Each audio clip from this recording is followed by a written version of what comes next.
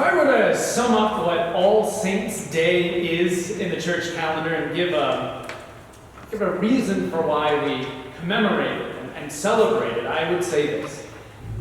All Saints' Day is about connection. This day is a day to remember how we are a part of a great cloud of witnesses, a knitting together of God's faithful people into one communion, which we call the mystical body of Jesus Christ. Connections. That is what today is about, and we all have them. We would not be here today without the people who bore us, the people who raised us. We would not be here today without the people who played a role in our lives that we may have never met. Or perhaps those people that we took their meeting for granted. Right? As the poet John Donne famously said, "No man is an island." And as Christians, we say that same thing by reminding ourselves on this day, more than any other day, that we are part of the body of Christ with all the people who have made us who we are today. And think about those people. Think about the people in your life. You may be surprised who some of those defining people in your life are and how they have shaped your life, raised you in faith, instilled you with morals, given you direction in life. This is the day to remember them. Remember those saintly connections.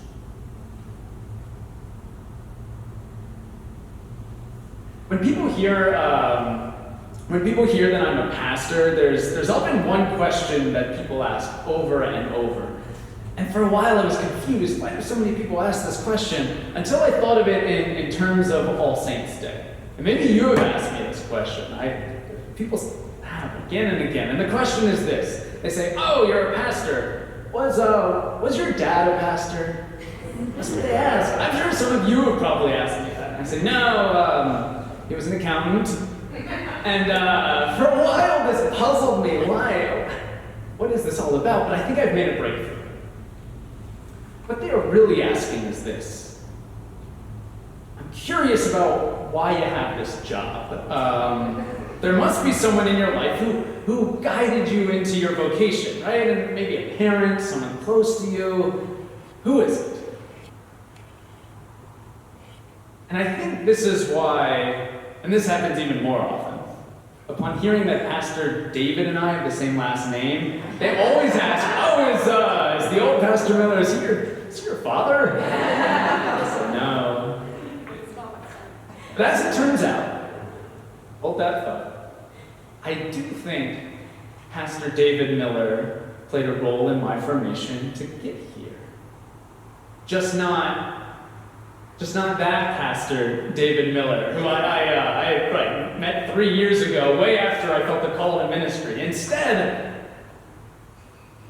I'm talking about this David Miller. David Zimmerman Miller, who you see on the picture there, and his wife beside him, Susie. This Pastor David Miller is my great-grandfather.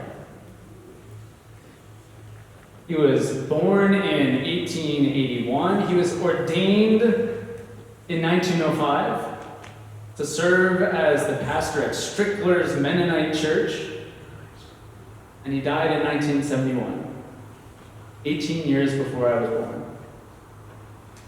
I never met him, but on this day,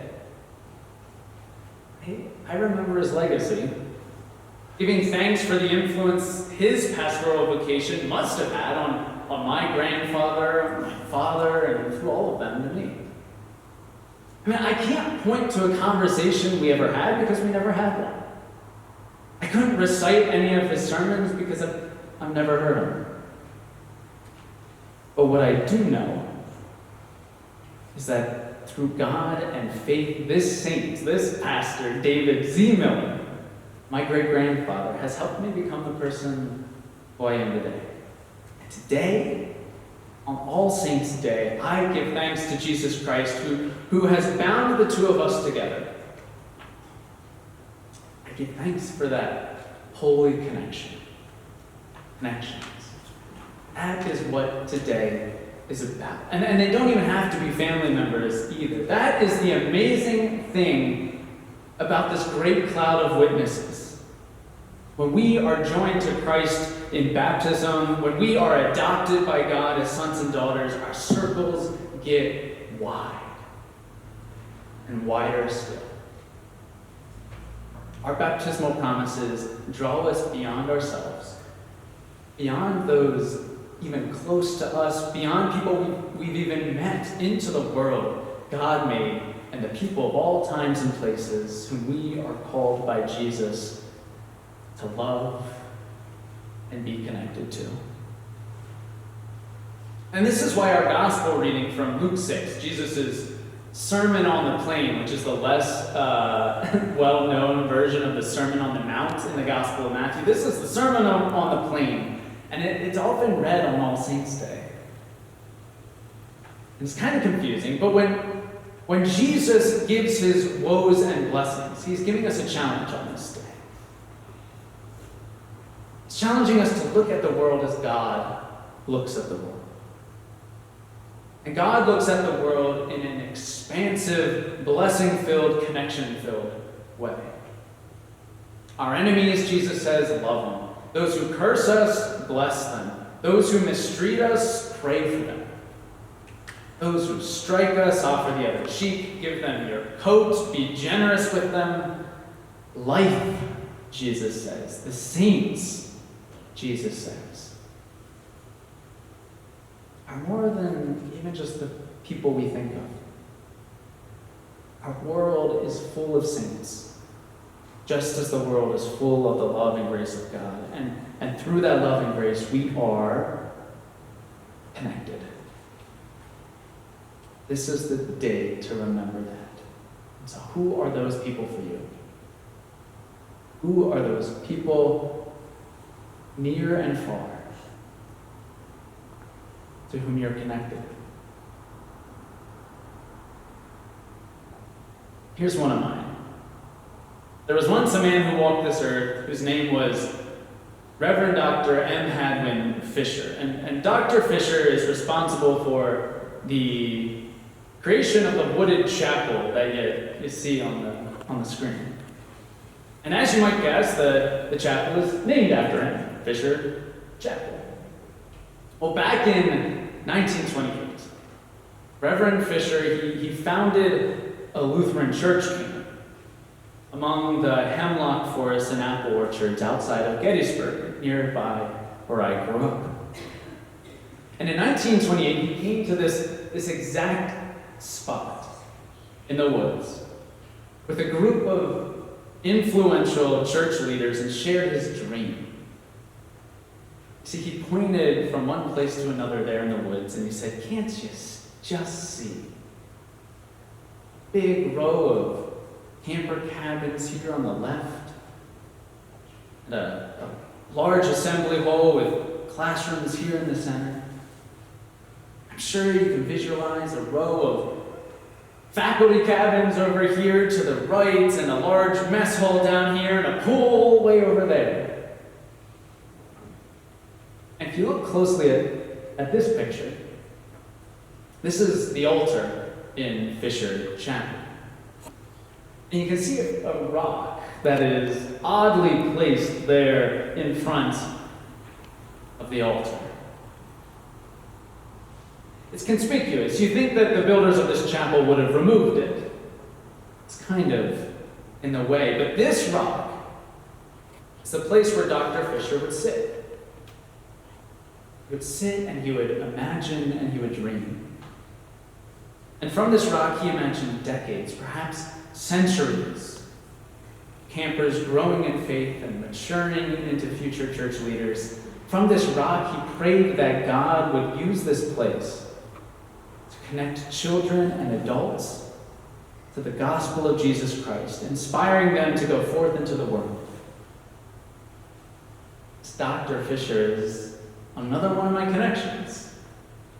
And like my grandfather, I never met him. And unlike my grandfather, I don't share a deep, abiding family tie or a legacy with him. But we're connected. Because of Dr. Fisher's dream, I am connected to him. You know, I sat in these woods beneath the hemlock trees in worship. I sat on his rock in front of that altar and prayed. The camp that he was talking about, Camp Nawakwa, the Lutheran church camp that he founded, that was the place I attended as a child where I grew in my faith, and then later on came back and worked as a college student, looking for direction in my life. Through Christ, I'm connected to this saint. I'll never get the chance to thank him in this life. Today, I raise my thanks to God in heaven for the Reverend Dr. M. Haddon Fisher, as I remember him and all the other saints, known and unknown in my life, who have affected the course of my life. Who are your saints? Whoever they are, we commemorate them today. All Saints' Day. On this day, we remember the saints because they are forever connected to us. If you take a look at the front of your bulletin, we have a list of names. That's what it looks like, right? A list of names. Well, I would suggest that what you really see is a list of connections. Connections to saints. And I know when I look at this list, there are names that I know,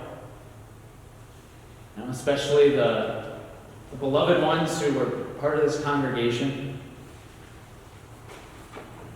And also on this list, there are those David Z. Millers who are members of our families. There are also the Dr. Fishers whom we don't have a direct connection to, but whom we are connected to nonetheless. No matter how direct or how subtle it may be, through God and the good news of Jesus Christ, which promises a life after this one, we are connected to all of these saints and so many more. On this All Saints' Day, may we never cease to give thanks for these saints and remember the wonderful and amazing connections that we have. This is the day to remember. Remember your saintly connections. And give thanks to God. Amen.